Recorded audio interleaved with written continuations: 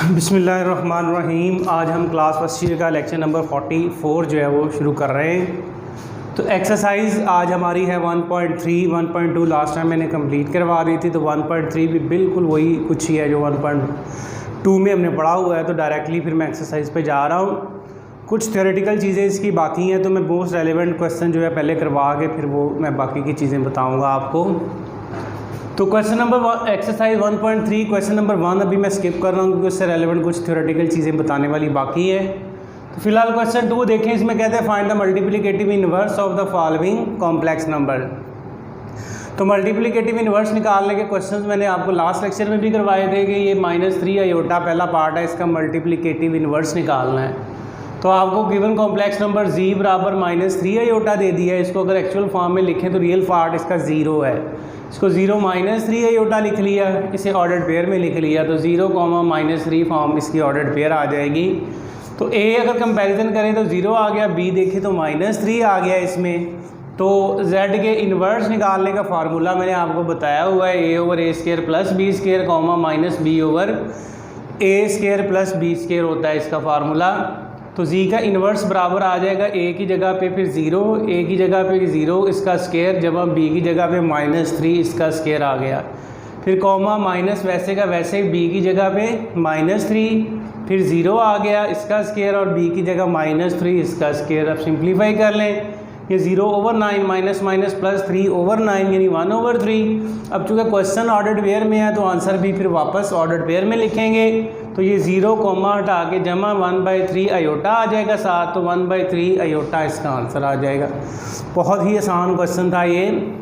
तो क्वेश्चन 3 भी इसी तरह से आयोटा की पावर्स को सॉल्व करना है। तो आयोटा की पावर्स आपको पता है, जैसे लास्ट लेक्चर में भी मैंने करवाए थे सवाल, जैसे आयोटा की पावर 101 है तो मैंने बताया था कि अगर पॉजिटिव पावर हो तो आपने पहले देखना है 4 पे तकसीम होने वाला नंबर कौन सा है। तो पहले इसमें जो 4 पे डिवाइड होने वाला नंबर जो है वो है 100 है 101 से। तो इसको आयोटा की पावर 100 और आयोटा की पावर 1 में ब्रेक कर लिया, ठीक है। तो आयोटा पावर 100 होता है 4 की पावर 25, ठीक है।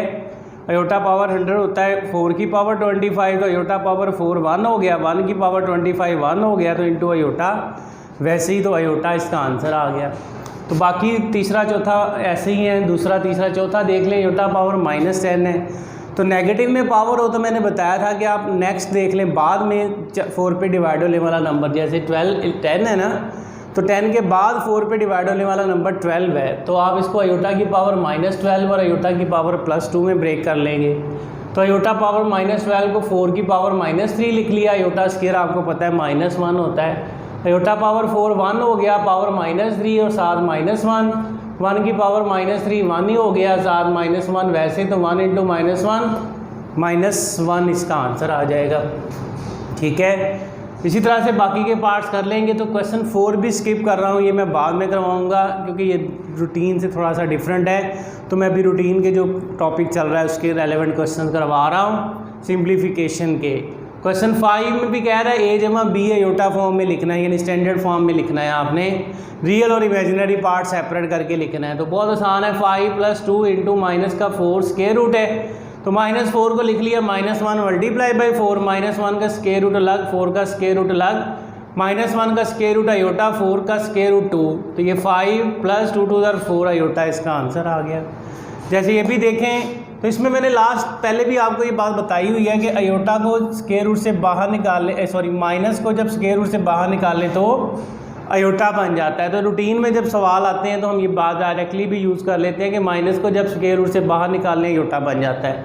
तो यहाँ यही काम करेंगे। ये क्वेश्चन दिया हुआ है, माइनस को बाहर निकाला आयोटा बन गया √3, माइनस को बाहर निकाला आयोटा बन गया √3। अब सिंपल मल्टीप्लाई कर दें, 2 × 3 6 हो गया, 2 को इससे तरफ दी 2 आयोटा 3 का जजर, इसको इससे तरफ दी 3 आयोटा 3 का जजर, इसको इससे तरफ दी तो आयोटा तरफ आयोटा, आयोटा स्क्वायर √3 का स्क्वायर हो गया, ठीक है। अब ये 6 वैसे इन दोनों में से मैंने आयोटा √3 कॉमन निकाला, अंदर 2 + 3 रह गया, आयोटा का स्क्वायर -1, ये √3 का स्क्वायर 3 आ गया।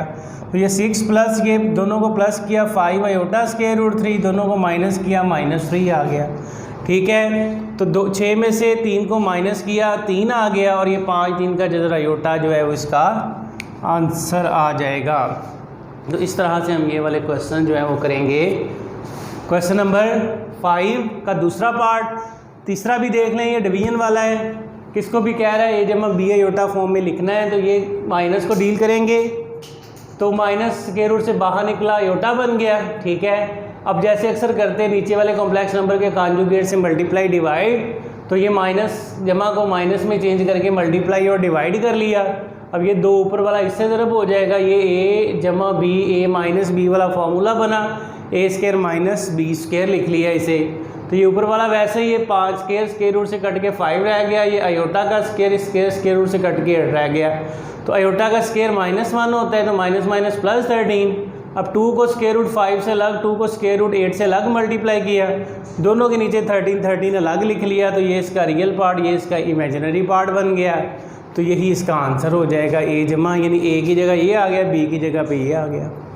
आगे 6 क्वेश्चन में भी कह रहा है प्रूव करें पहले पार्ट में कि जी जमा जी कॉन्जुगेट का स्क्वायर भी रियल है, दूसरे पार्ट में कहता है प्रूव करें जी माइनस जी के कॉन्जुगेट का होल स्क्वायर भी रियल है।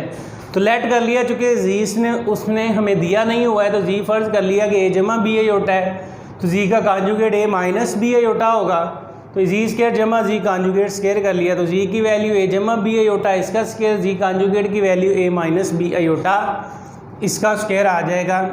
तो ये ए का स्क्वायर बी का आयोटा का स्क्वायर जमा 2ab आ गया। इसी तरह से ए का स्क्वायर जमा बी आयोटा का स्क्वायर माइनस 2ab आ गया, ठीक है। तो अब इसे सिंप्लीफाई करेंगे, तो ये तो इसके साथ सारे का सारा जमा और माइनस का कट जाएगा।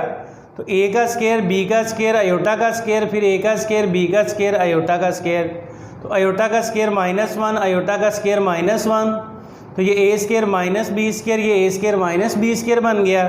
तो ए स्क्वायर 2a का square minus B square 2b का स्क्वायर माइनस का। तो ये देख लें इसमें आयोटा ख़त्म हो गया है, तो लिहाजा ये ए भी एक रियल नंबर बनेगा।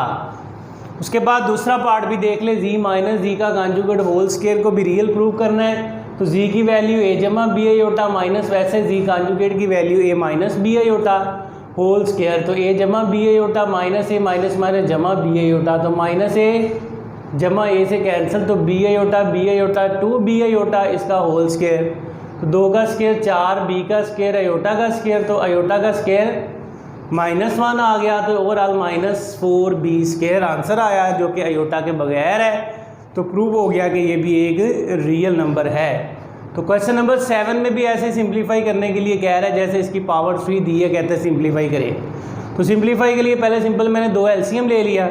अब मैंने ऊपर वाले को साथ ही अरेंज किया, जमा वाली वैल्यू पहले माइनस वाली वैल्यू बाद में लिख के, और ये पावर 3 ऊपर वाले की अलग, नीचे वाले की पावर 3 अलग लिख ली, यानी ऊपर वाले की पावर 3 अलग, नीचे वाले की पावर 3 अलग, और साथ ही मैंने इसको क्या किया है, अरेंज कर लिया। तो अब इस पर फार्मूला लगाया a माइनस बी की होल पावर 3 का, तो a power 3 minus 3 a square b जमा 3 a b का स्क्वायर माइनस b का क्यूब, यानी a माइनस बी की होल पावर 3 वाला फार्मूला लगा गई, पावर 3 खोल दी, तो 2 की पावर 3 8 होता है।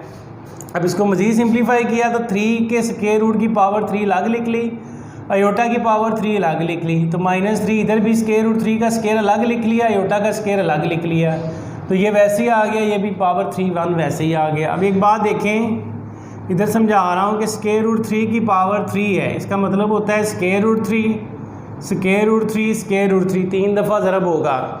अब इसमें अगर इन दोनों को सॉल्व करें, तो ये स्क्वायर रूट 3 का स्क्वायर बनेगा, साथ स्क्वायर रूट 3, तो 3 इंटू स्क्वायर रूट 3 जो है वो इसका आंसर आ जाएगा, ठीक है।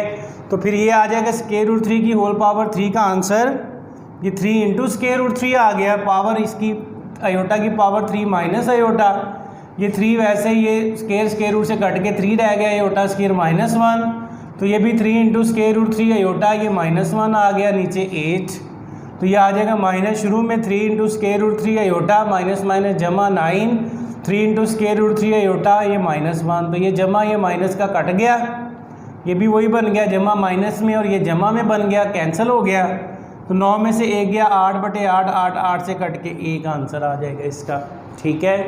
तो दूसरा पार्ट भी इसका बिल्कुल सेम ही है, उसमें सिर्फ माइनस का फ़र्क पड़ेगा और जमा वाला फार्मूला लगेगा। जैसे उसी तरह एलसीएम लिया मैंने, माइनस इसमें से जस्ट -1 कॉमन निकाल लिया, -1 की पावर 3 अलग लिख ली, इसकी पावर 3 अलग लिख ली, नीचे वाले 2 की पावर 3 अलग। तो ये सेम इसी तरह सॉल्व होगा।